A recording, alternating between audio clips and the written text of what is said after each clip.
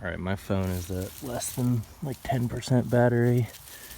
I'm not sure we're gonna get all of this on film because we have a lot of tomatoes left to harvest, and I think it took me 4 or 5 minutes to pick all the tomatoes off that first plant, and we still got a couple dozen. Wow, look at these monster bell peppers.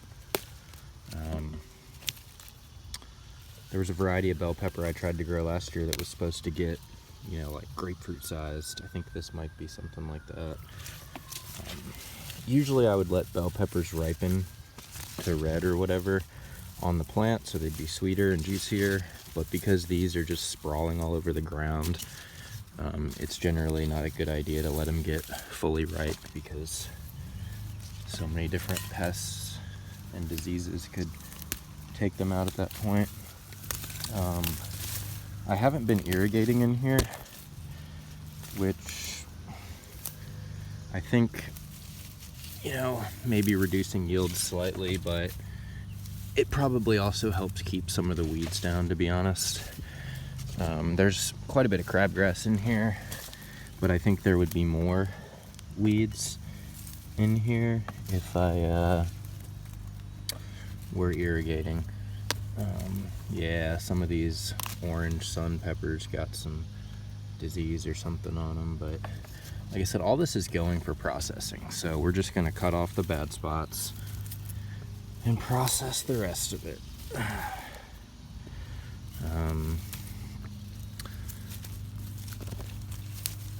While we're doing this, I wanted to talk a little bit about my YouTube channel. The email address that I used to sign up for my YouTube channel years ago was suddenly deleted, and so I can no longer log into YouTube. And I've emailed YouTube about this from my new email, but I don't think they're going to be able to merge my old channel, which has hundreds of videos, with my new email address, which means I'll probably have to start an entirely new YouTube channel.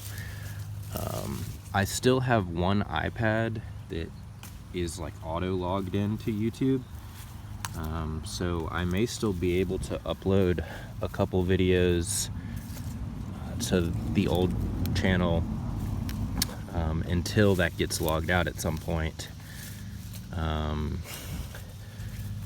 So I'm probably going to start a whole new YouTube channel, and it'll just be like Gardens and Guitar 2 or something like that. And I'm hoping that people will be able to find it and realize that it's the same channel, because I have probably, I don't know, 200 garden videos uploaded, as well as, you know, probably 300 guitar videos, and it would be a shame to lose all of that. So hopefully that will work itself out. I've been trying to think about it as an opportunity to, you know, maybe improve the channel a little bit, or some of the guitar videos that I did years ago. Maybe I'm a better guitar player now. I could re-record some of those videos and maybe they'd be a little better, who knows. I'm trying to do more like positive, you know, reframing, turning problems into solutions type of thing. I really need to get out here and pull more weeds, but it's hard to get much garden work done in the front yard unless I want to come out at night because of the neighbor.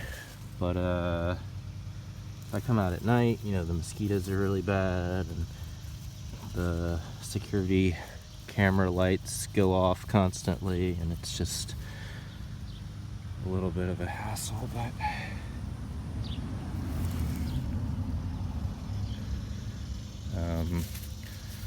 so yeah, I guess we're maybe a tenth of the way through the tomato harvest at this point, because we still have the whole greenhouse to harvest, and then we also have the gardens down the road. Garden down the road's about a half an acre. But yeah, that's from maybe 3 or 4 plants. And again, these were not pruned, they were not staked, they were not fertilized, they were not sprayed with fungicides, the weeds around them weren't pulled. This is a very bare bones low maintenance way to grow tomatoes. But the key here is choose varieties that are disease resistant and don't irrigate too much. It's better to have slightly drought stressed tomatoes than to have a bunch of weeds and diseases.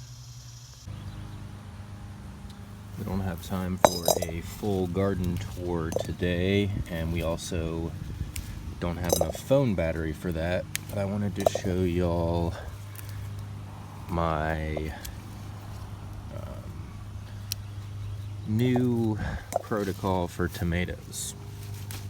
In the past, I would try to grow all of these, fancy varieties of heirloom tomatoes that tasted amazing, and I would put a lot of effort into like pruning them and staking them and trellising them up, and a lot of times the yields just wouldn't be great, or they would get destroyed by diseases, and it was just a lot of work for very little yield. And so now I've kind of shifted to a more bare bones production model for tomatoes. I no longer really bother trellising or staking or pruning or anything like that. I just choose varieties now that are disease resistant, and I kind of just let them sprawl everywhere, and it looks a little messy, and sometimes they get some spots or something on them, but I'm no longer growing tomatoes for like salads. I'm growing more for processing. I'm making a lot of spaghetti sauce, marinara sauce, that type of stuff now. So it's a lot less work, and instead of a couple of big sandwich slicer tomatoes, I'll just get bowls and bowls and bowls of tomatoes that I can turn into marinara sauce.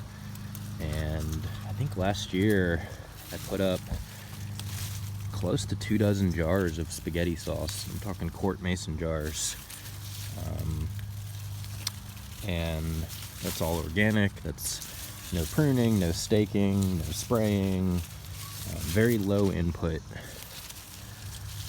I think a lot of processing tomatoes in California are kind of grown that way, where they just pick disease resistant varieties and they just let them sprawl all over the place, and it's very little labor, and then they just all get turned into sauce. And I found that to be a little bit more efficient for me. A raw tomato sitting on the kitchen counter isn't going to last more than a couple days anyway. It's usually at least 80, if not 85 degrees in the house most of the summer, so putting all the tomatoes into jars is a better option for preserving them anyway. And I eat a lot of spaghetti and a lot of pizza, so having that sauce is good. I am a little bit lazy about canning though. I don't do like water bath or pressure canning. I just fill quart mason jars with marinara sauce, and then I stick them in the freezer.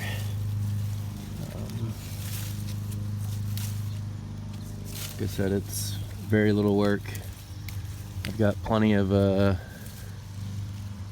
work to do in the garden, so I don't need to create more work for myself to do in the kitchen, if that makes sense.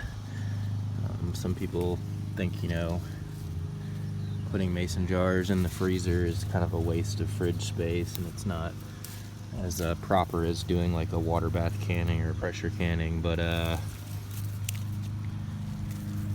I have multiple freezers. I think it's fine. Look at this red pepper I missed.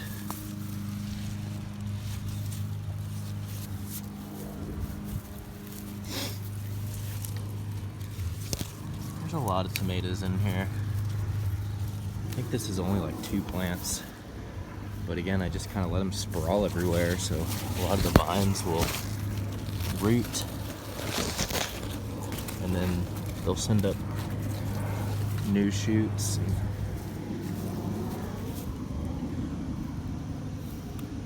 I'm really going for more of a permaculture style garden anyway.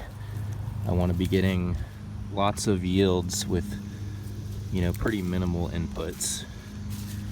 I didn't fertilize these, I didn't do anything. Just stuck them in the ground and let them grow.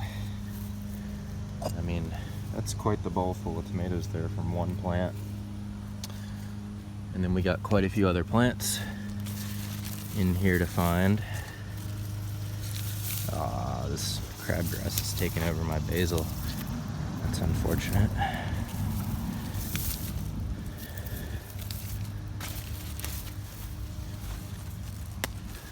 Looks like one or two of these peppers got a little spot on them, but it's alright. Let's see what else we got in here. Look at all the flowers. Flowers. Hardly walk in here because the flowers are so deep. I mean, we're gonna need another bowl. The amount of tomatoes that are in here. This is a lot of tomatoes.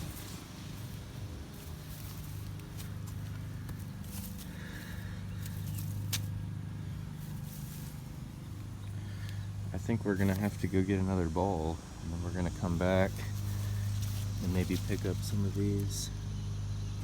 Yeah, I mean, the plants don't look great, honestly. I'm sure they would look a lot better if I spent a bunch of time pruning them and staking them and fertilizing them and all that, but again, we're going for production, not for aesthetics here. I got plenty of ornamentals for aesthetics. We're gonna get another bowl and be right back.